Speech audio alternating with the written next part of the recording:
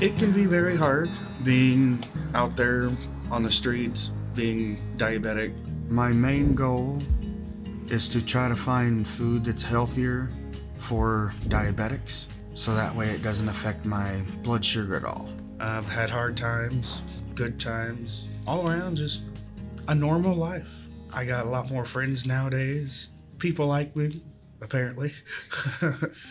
I remember driving home and getting a sandwich at an Arby's last year, and the young lady came out behind me to take a break. She was working the counter and was exhausted. She was at the end of this shift and then said something about having to go and work another job after that. Folks seem to have to work at least 2 jobs just to keep their heads above water. Because of the way everything is going in the country today, a lot of the healthier stuff tends to be more expensive versus if you go and get a bag of chips or candy.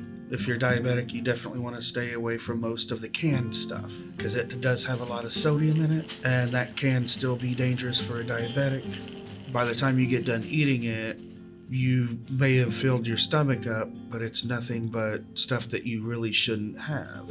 Sometimes I kind of slip up and I have a small chocolate bar. There's a lot of times if my sugar does go pretty high, I'm a lot slower. It does eventually affect me being able to speak or properly think. Sometimes I may just need a simple glass of water. A lot of people don't realize how good it actually is. I normally just look for something in my stomach so I don't go hungry. Because I know around the world there's a lot of people that are going hungry as we speak, and I don't believe anybody should go hungry. A lot of times you can just look at somebody and tell how hungry they actually are, and it's sad to see so many people to go hungry like that.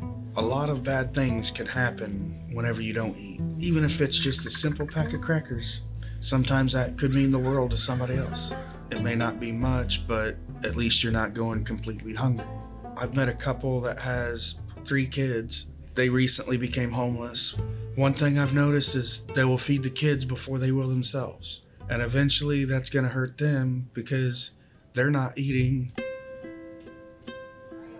They need to at least save a little bit for themselves, or else they'll be in the position to where they're not going to be able to take care of the kids anymore.